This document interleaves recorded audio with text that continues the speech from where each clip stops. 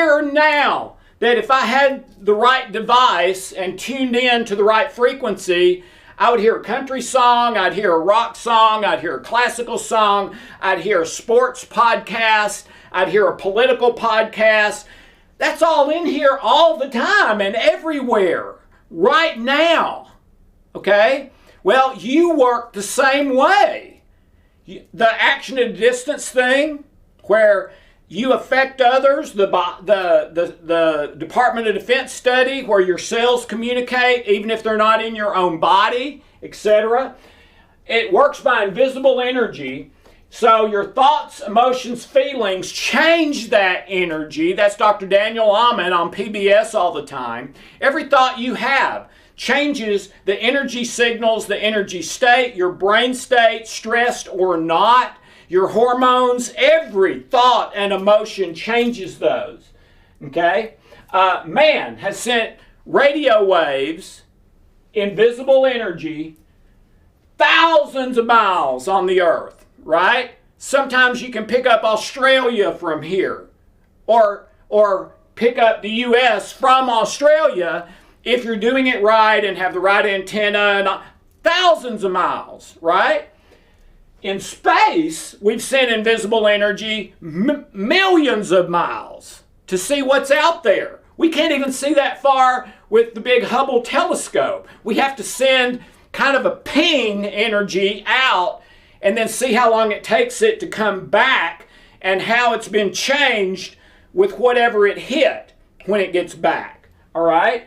But man, this is common today. This shouldn't surprise us anymore that we work also by wireless biology, invisible energy signals that are controlling how we feel, think, etc. This has been one of the most powerful things I've ever shared with my clients. So many people struggle with negative self-talk. That's that 80%, the average person's 80% to the negative at any given time. Okay? Well, the last slide, that changes your energy, your hormones, your brain state, the signals sent in the body from positive to negative, or just keeps them negative. Okay? There's a guaranteed fix. And I've seen it over and over and over. And it is, when you have that negative self-talk, turn it into a prayer. Don't change a word. If you're thinking curse words, God already knows you're thinking them, right? He wants you to be real. He wants you to be honest. He wants you to be truthful. Okay? So you don't need to change a word. Just instead of thinking it and having it increase your negative energy, if you turn it into a prayer, it increases positive energy. That one thing makes the difference in negative or positive. Okay? Now, for a lot of people, this is exhausting because right now you are 80% to the negative, so you have so much negativity, you're having to turn it into a prayer all the time, and it's exhausting. It is. But you got to remember, it's taken you not just however old you are, it's taken hundreds of years through your ancestry for you to get to where you are. Okay? So, don't be too hard on that. All right? So, turn it into a prayer. Really, all you're doing is changing the start and the finish and your intention while you're thinking it, which is, okay, now I'm talking it to the Father instead of just thinking it myself. That one thing turns it from negative stress energy that'll turn on fight or flight or keep it on to positive energy that can turn on endorphins, peptides, all the painkillers, feel-good things, no stress, high immune system, etc. And I already referenced Larry Dossey, MD, in his wonderful book, Reinventing Medicine, at sharing those double-blind studies about prayer that are absolutely mind-boggling. Okay? All right, let's move on. Okay, placebo, nocebo, de facto. And this is back to the rigged game thing. Okay? These are the three different types of belief. Okay? Placebo means I'm believing a positive that's not true, like a sugar pill. But they've told me it's a miracle headache cure. And my headache gets better or goes away when I take it, even though there's no medicinal value. My mind did that. And it's very, very real. Okay? Nocebo means I've got a headache and they give me a Tylenol and they tell me it's some new miracle headache cure, but I'm 80% to the negative, so I don't believe it'll work for me. Well, guess what? The Tylenol doesn't work. I lectured with Dr. Ben Johnson, a famous medical doctor, for about 4 years. We went all over the world. And one of the things he would teach is that if a person believes a medicine won't work, for them it won't work. Now, if they're asleep or unconscious and they just give them the medicine, it'll do what it is supposed to do, all right? But if they have an active belief that this is not going to work for me, it won't work. Isn't that amazing? And then de facto means reality, whatever that is. But it's the integrity truth, not just one or two facts that can be twisted into a falsehood. Okay, so I believed in the rigged game. We have 5 choices. God or me, relationships or pain pleasure, fear or love, self-protection or learn and grow, be perfect or be made perfect. And this is from Matthew 5, the Sermon on the Mount. At the end of the Beatitudes, blessed are the poor in spirit and all that, what does Jesus say? It's really amazing. And this troubled me for many years. Jesus said, okay, therefore, be perfect. You think he meant that literally? Or is that metaphorical and a little bit sarcastic?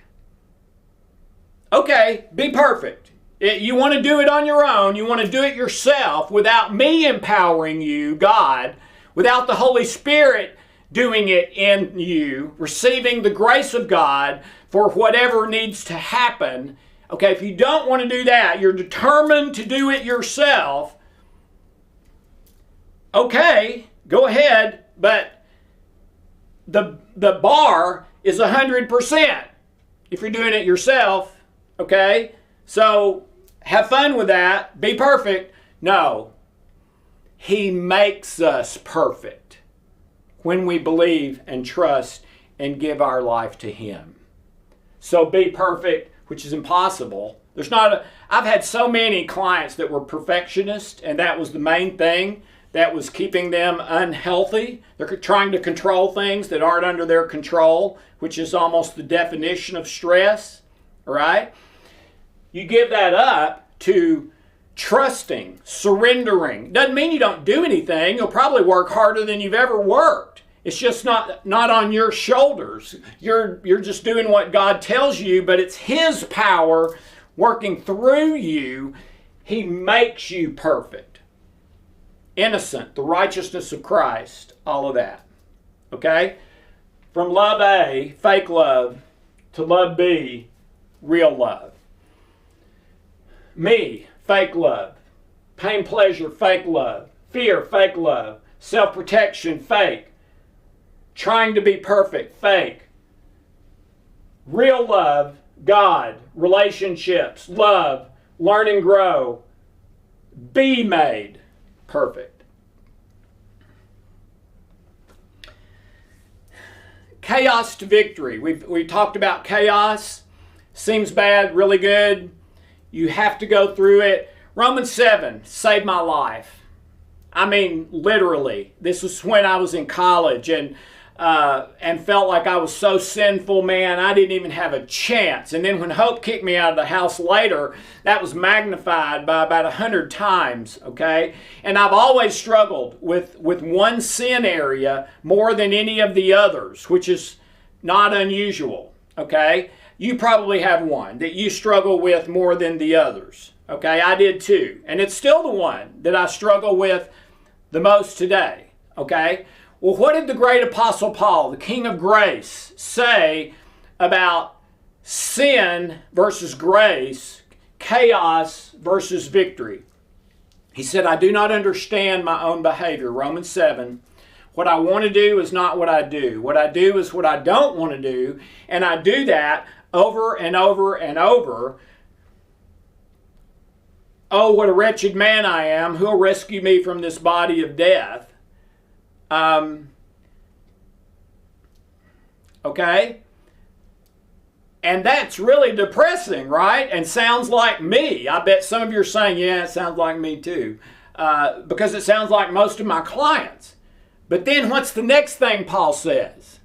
When this happens, and it happened to me 20 times every day, it's not me doing it.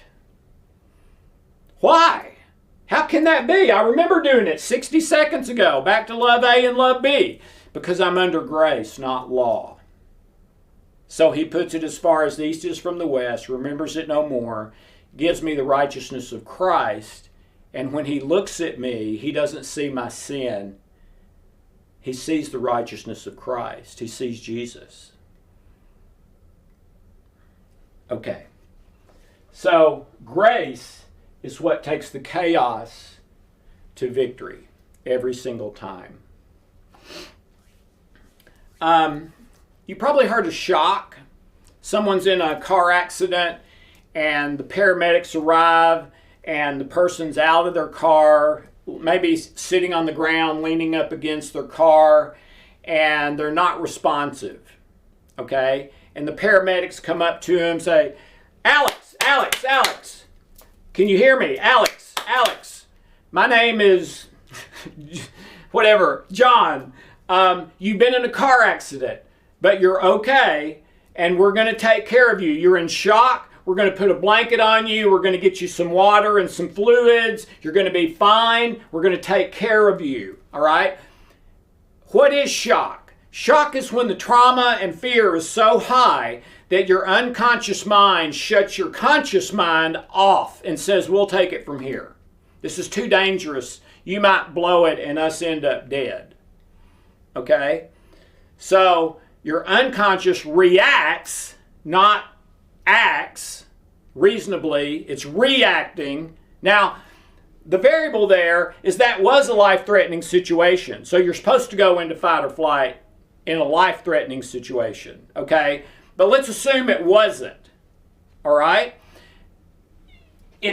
Shock is still a continuum from total shock, your conscious mind turned off completely, to medium shock, to light shock, to maybe doesn't officially, technically qualify for the clinical definition of shock, but it's still bad enough that it's giving you negative thoughts, emotions, feelings, beliefs, actions, hormones, brain states, all that.